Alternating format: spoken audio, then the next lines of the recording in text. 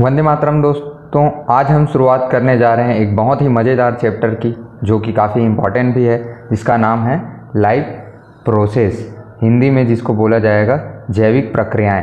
तो ये हमारे जीवन से जुड़ी हुई प्रक्रियाएं हैं, जिनका नाम है पोषण, परिवहन, श्वसन और उत्सर्जन। बहुत ही आवश्यक है। कोई व्यक्ति या कोई जीव जंतु अगर जीवित है, हम बोलते हैं, इसका मतलब ही यही होता है कि इस प्रकार की क्रियाएं उनके शरीर में जो है निरंतर चल रही है। तो आइए शुरुआत करते हैं इस प्यारे से चैप्टर का एक अच्छे से सुविचार के साथ, जो है शिक्षा हमें अंधेरे से प्रकाश की ओर ले जाती है। अंधेरा अर्थात अज्ञान और प्रकाश मतलब ज्ञान। तो अज्ञान से ज्ञान की ओर ले जाती है हमें शिक्षा। ऐसा किन्होंने बोला है? एलन ब्लूम, जो कि एक अमेरिकी दर्शन शास्त्री हैं। तो आइए शुरुआत करते हैं इस चैप्टर का। सबसे पहले परिचय। तो सजीवों में कुछ प्रक्रियाएं होती हैं, जैसा कि पोषण, परिवहन, श्वसन, उत्सर्जन। इन प्रक्रियाओं के लिए किसकी आवश्यकता होती है? ऊर्जा की आवश्यकता होती है। और ऊर्जा तो आप सभी जानते हैं हमें कहाँ से प्राप्त होता है? भोजन से। भोजन में होता क्या है जिनसे ऊर्जा प्राप्त होती है? तो कार्बोहाइड्रेट, प्रोटीन, वसा इत्यादि प्रकार के तत्व होते हैं, जो कि एक जो भोजन होता है उसके अंतर्गत रहते हैं। तो हमारे जो विशेष अंग हैं, ठीक है, जो पोषण अंग है, जो परिवहन अंग है, श्वसन अंग है, वो इन्हीं भोजनों से ऊर्जा निकालकर हमारे शरीर के विभिन्न अंगों में पहुंचाते हैं, जिसमें हमें ऊर्जा की आवश्यकता रहती है। तो देखते हैं आगे का टॉपिक, अंग तंत्रों का विकास। तो जैसे कि आप छोटे से बड़े होते हैं तो क्या होता है? आपके अंगों का विकास होता है, और उसके साथ ही उनको जो आवश्यक ऊर्जा की मात्रा रहती है उसमें भी क्या होती है? बढ़ोतरी होती है। तो बहुत ज़रूरी होता है कि हमारे जो शरीर के अंग हैं, जो पोषण, पाचन इत्यादि में लगे हुए हैं, वो क्या करें? कुशलतापूर्वक कार्य करें, और हमें जिन भी ऊर्जाओं की आवश्यकता है उसके लिए वो निरंतर क्या है? कार्यरत रहें। तो ये टॉपिक आप पढ़ लीजिएगा, वैसे उतना इम्पॉर्टेंट नहीं है। इस टॉपिक में से जो टॉपिक का नाम ही है, जो चैप्टर का नाम है, वो क्रियाएं ही अत्यधिक महत्वपूर्ण है। तो देखते हैं हम सबसे पहले पाचन। तो पाचन में क्या है? पाचन के द्वारा भोजन के अवयवों का उपयोग शरीर को ऊर्जा के लिए क्या है? करता है। भोजन के अवयव मतलब वही कार्बोहाइड्रेट, प्रोटीन, वसा जो है, उनका उपयोग ऊर्जा के लिए, और ऊर्जा के माध्यम से ये शरीर में क्या करता है? शरीर की वृद्धि करता है। शरीर में अगर कुछ कमी रहे, चोट वगैरह लग जाए तो उसकी मरम्मत करता है, और तापमान को बनाए भी रखता है। ठीक है। इसके अलावा जैसे मतलब लिखा गया है कि कार्बोहाइड्रेट, प्रोटीन और वसा, पानी, लवण, विटामिन इत्यादि का हमें ज़रूरत पड़ता है। तो भोजन जो होता है वो शुरुआत कहाँ से होता है? तो भोजन मुंह से जाता है, ठीक है। फिर मुंह से आहार नली, जो कि ये क्या है? हमारा आहार नली है। इसमें सर्वप्रथम यहाँ पे है भोजन ग्रसनी, उसके बाद है ग्रासिका नली, उसके बाद है यहाँ पे अमाशय। अमाशय के बाद जाता है छोटी आंत में, छोटी आंत के बाद जाता है बड़ी आंत में, और बड़ी आंत के बाद ये मल द्वार से क्या है? निकल जाता है। तो इसको हमें क्रमवार याद रखना है, और किसका क्या कार्य है इसको थोड़ा सा डिटेल में समझने का कोशिश करते हैं। तो इस चैप्टर में तो सबसे पहले हमको जो है ये डायग्राम ही बनाने आना चाहिए, क्योंकि अगर क्वेश्चन यही आता है कि पाचन तंत्रों का सचित्र वर्णन कीजिए, और मतलब जो उनमें विभिन्न अंग हैं उनके कार्यों की व्याख्या कीजिए या लिखिए उसके बारे में, ठीक है। तो हम देखते हैं कि इसको ड्रॉ कैसे करना है। तो इस चित्र को ड्रॉ करना बहुत आसान है, आप मेरे साथ जैसे जैसे इनका क्रम है वैसे ही हम ड्रॉ करने का क्या करेंगे? कोशिश करेंगे। तो सबसे पहले हम मुंह और ग्रासिका नली जो है उसका एक ऐसा चित्र बना लेंगे। इसके बाद क्या बनाना है? हमको अमाशय बनाना है। तो अमाशय कैसे रहेगा भाई? आम के जैसा रहेगा अमाशय, ठीक। ये हो गया हमारा क्या? अमाशय। अमाशय के बाद छोटी नली के लिए, छोटी आंत के लिए हमने ये छोड़ा है। तो उसके बाद हमको बड़ी आंत बनाना है। तो बड़ी आंत में हम कुछ इस प्रकार का स्ट्रक्चर बनाएंगे। यहाँ पे ऐसे निकालोगे आप, ये है हमारा बड़ी आंत। फिर इसके बाद बनाना है हमको छोटी आंत। तो छोटी आंत जो है वो एकदम मुड़ा हुआ रहता है, तो इसमें मुड़ी हुई संरचना क्या करनी है? हमको बनानी है। डबल लाइन खींच दीजिए यहाँ पे, ठीक। तो ये 2-3 बार प्रैक्टिस करने के बाद आप काफ़ी तेज़ ड्रॉ कर सकते हैं। आप कोशिश ये करिए कि 30 सेकंड या 1 मिनट में ये जो चित्र है आपसे बन जाना चाहिए, ठीक है। तो अभी डिटेल में देखते हैं सभी अंगों का कार्य क्या है। सबसे पहले क्या है? हमारे मुंह है। तो मुंह में हमारे क्या क्या चीज़ें हैं? तो मुंह में है हमारा दांत, ठीक। और दूसरा चीज़ है 3 लार ग्रंथि हैं यहाँ पे। तो दांत का काम क्या होता है? आपको पता ही है। दांत जो है भोजन को क्या करता है? छोटा छोटा करता है, भोजन को पीस में डिवाइड करता है। उसके बाद लार ग्रंथि क्या करता है? भोजन को मिक्सिंग का काम करता है, मतलब क्या कर देगा, भोजन को नमी युक्त कर देगा, ताकि वो हमारे जो ग्रासिका नली है, ठीक है, जो आहार नली है, उससे क्या कर पाए, आराम से आ पाए। तो सर्वप्रथम भोजन मुंह के बाद जो जाता है वो है भोजन ग्रसनी। भोजन ग्रसनी में जाता है। तो भोजन ग्रसनी के पास ही क्या होता है, आपका जो श्वसन नली होता है वो भी वहीं से जुड़ा होता है। तो भोजन नली के माध्यम से भोजन जो है वो आहार नली और ग्रासिका नली में चल देता है, और जो आप सांस लेते हैं वो श्वसन नली में चल देता है। तो वहाँ का नाम है ये। और इसके बाद आता है ग्रासिका नली। तो ग्रासिका नली में एक प्रक्रिया होती है जिसके द्वारा भोजन जो है हमारे पेट में जाता है। तो आप किसी भी पोजीशन में, आप लेटे लेटे भी भोजन को खाओगे या आप शीर्षासन करते हुए भी भोजन करोगे तो भी वो आपके आमाशय में ही जाएगा। तो ऐसा क्या होता है, वहाँ पे एक प्रक्रिया होती है क्रमानुकुंचन।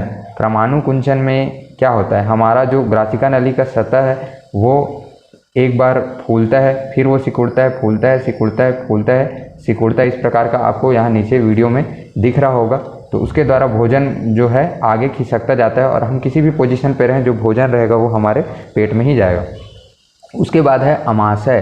तो अमाशय में क्या चीज़ है, अमाशय में है एंजाइम। तो अब ये एंजाइम क्या है, तो एंजाइम जैसे हमारा लार होता है वैसे ही हमारे अलग अलग एंजाइम होते हैं। तो कौन सा एंजाइम है यहाँ पे है पेप्सिन एंजाइम, ठीक।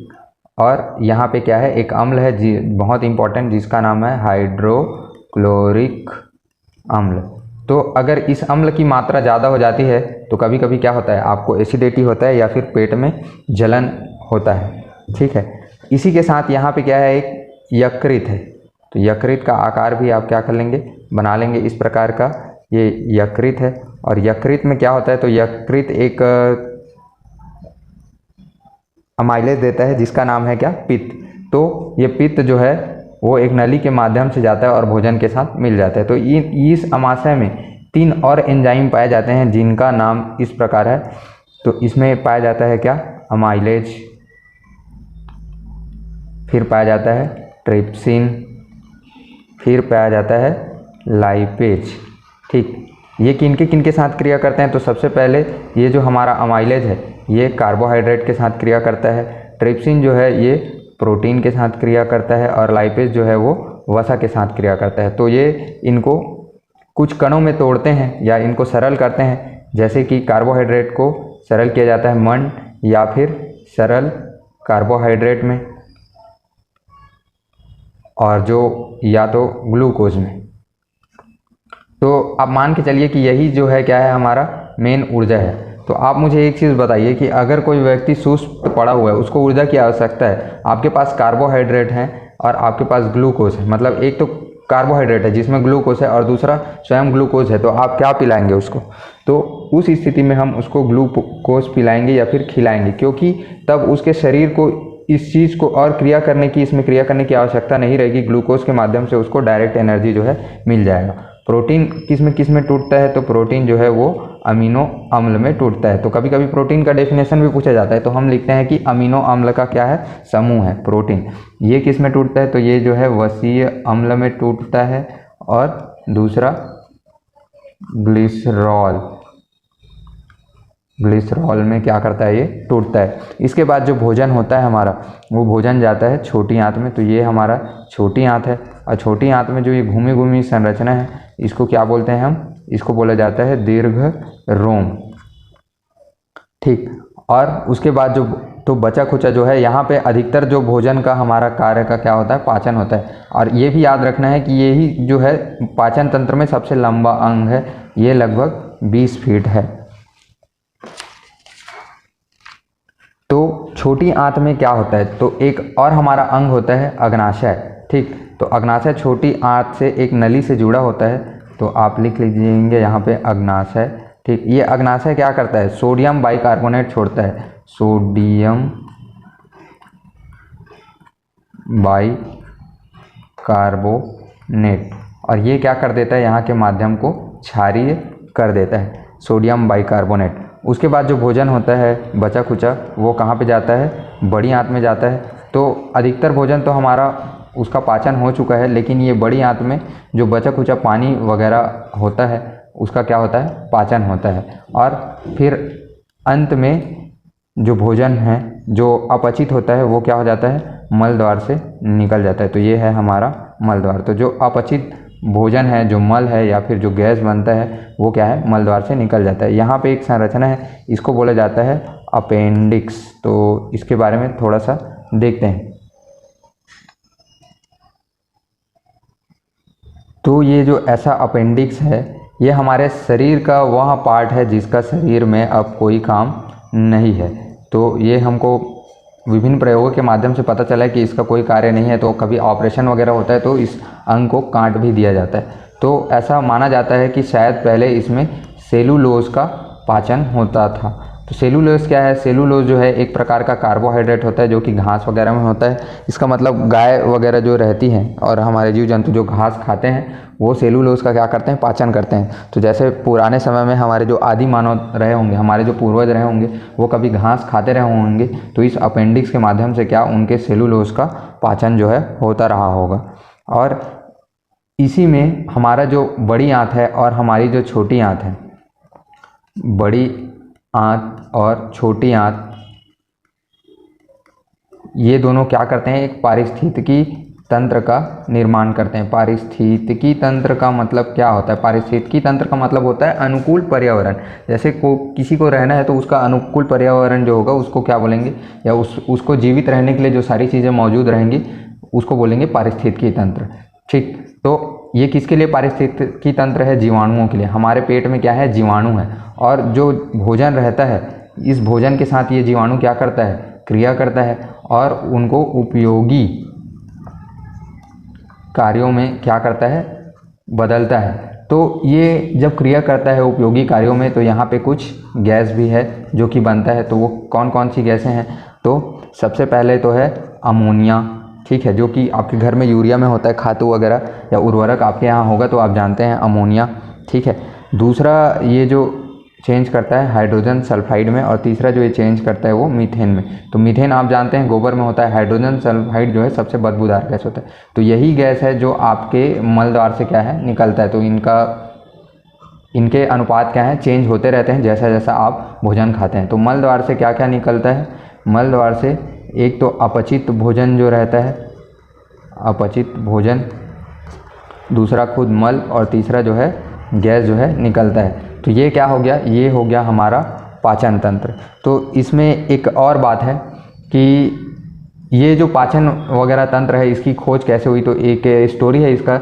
जैसे विश्व युद्ध हुआ था वर्ल्ड वॉर 2 के दौरान, तो एक सैनिक थे, उस सैनिक का नाम है मार्टिन। तो मार्टिन भैया को क्या हो गया था, गोली लग गया था, उनके पेट को मतलब छेद दिया था। तो मार्टिन का इलाज जो था डॉक्टर बोमोन ने किया। तो इससे मार्टिन तो ठीक हो गया, लेकिन उनके पेट का छेद जो है नहीं भरा।